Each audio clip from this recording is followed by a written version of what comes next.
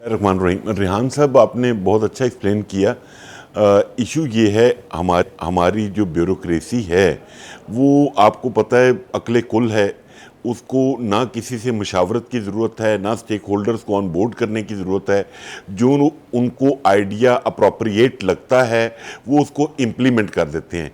इसके पीछे थीम ये था, मेरी जो बोर्ड ऑफ रेवेन्यू और पेलरा में बात हुई कि जी हमारे पास कंप्लेंट्स बहुत आ रही हैं, लिटिगेशन बहुत हैं कि हमने अलाउ ही नहीं किया और हमारे नाम से स्टैम्प पेपर परचेज हो गया। उसकी जस्टिफिकेशन वैसे मैंने डिबेट में उनको ये दी कि ये पंजाब में ही वैसे एक अनोखा रवाज है, वरना अगर हम पूरा सिंध ले लें जो क्लेम करता है पूरे पाकिस्तान के रेवेन्यू को 70% वो देता है, जहाँ पे सबसे ज़्यादा ट्रांजैक्शंस होती हैं, बिजनेस एक्टिविटीज़ होती हैं, वहाँ पे स्टैम्प पेपर का जो मैकेनिज्म है वो सिंपल के स्टैम्प वेंडर का सिर्फ फ्रंट पे नाम लिखा होता है और पर्पस लिखा होता है, ना किसी फरोख्त कुनंदा का नाम होता है, ना खरीदार का नाम होता है।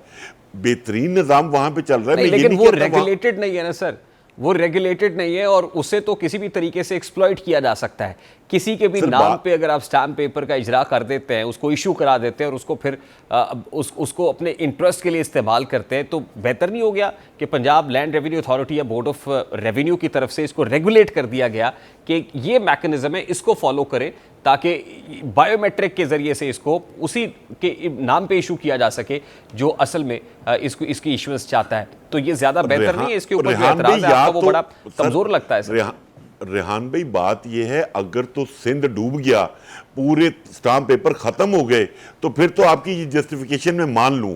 मैं तो एक सिंपल तौजीह पेश की है कि पूरा सिंध में क्या ट्रांजैक्शन वहां पे नहीं होती, कोई सेल परचेज नहीं होती, एक मैकेनिज्म है। बट अगर आपने यही अंदाज इसी तरीके से इसको इंप्लीमेंट करना था, तो जब आप ये कानून डिजाइन कर रहे थे उस वक्त क्या आपको ख्याल नहीं आया कि ओवरसीज पाकिस्तानी जो 1.25 करोड़ से 1.5 करोड़ बाहर बैठे हैं उनका क्या होगा, या पाकिस्तानियों की मेजॉरिटी जो है उनकी अपने नाम पे सिम नहीं होती, या जिनके बायोमेट्रिक नादरा से वेरीफाई नहीं होते, तो वो बेचारे क्या करेंगे? उस पर उनका जो जवाब है वो बड़ा मज़ाक़ा खेज है। वो कहते हैं मेजॉरिटी के नाम पे तो सिम है, अगर को थोड़े बहुत परसेंटेज को सफ़र करना पड़ता है तो वो डाइजेस्ट कर लें। मतलब मेरी लास्ट मुलाकात हुई एक गवर्नमेंट ऑफिशियल से, उन्होंने लास्ट थर्सडे को कहा कि हम ईमेल का मैकेनिज्म लेकर आ रहे हैं ओवरसीज पाकिस्तानियों के लिए, और जो डेवलपर्स और बिल्डर्स हैं उनके लिए हम एनटीएन सर्टिफिकेट का लेकर आ रहे हैं, और उसके बाद जिनके नाम पे सिम नहीं है वो अपने ब्लड रिलेशन के नाम पे ले लेंगे। बट अभी तक ना क्लैरिफिकेशन हुई है। लोग रजिस्ट्रार ऑफिस में, एलडीए में, डीएचए में लोग जलील हो रहे हैं, बट नो बॉडी बॉदर्स कि यार अगर हो रहे हैं तो हम अपना काम कर रहे हैं, जब टाइम मिलेगा हम इस इशू को देख लेंगे।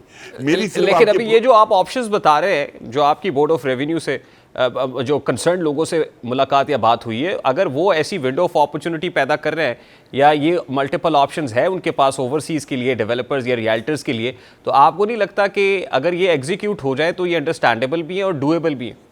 लेकिन फिर भी एक एलिमेंट रह जाता है। मैंने इसीलिए एक रिक्वेस्ट की थी कि जो एफबीआर से रजिस्टर्ड स्टेट एजेंट हैं, एक प्रोविजन के तौर पे आप उनको भी ऐड ऑन कर दें कि अगर वो रेहान साहब का स्टैम्प पेपर परचेज करना चाहें, जिनका रिकॉर्ड आपके पास मौजूद है, जिनकी पुलिस वेरिफिकेशन आपके पास मौजूद है, जिन्होंने फैटफ से निकालने के लिए आपको मदद दी, तो उनको अगर आप ऑन बोर्ड कर देंगे तो लोग फैसिलिटेट हो जाएंगे। मतलब किसी को बेनिफिट करना मकसद तो नहीं है इसमें, बट प्रॉब्लम ये है जो अकले कुल हैं, जो बॉस बने हुए हैं, वो जो उनको आइडिया आ गया है वो उससे अगर बाहर निकलेंगे तो वो मेरे ख्याल है शायद उनकी नाक नीची होगी।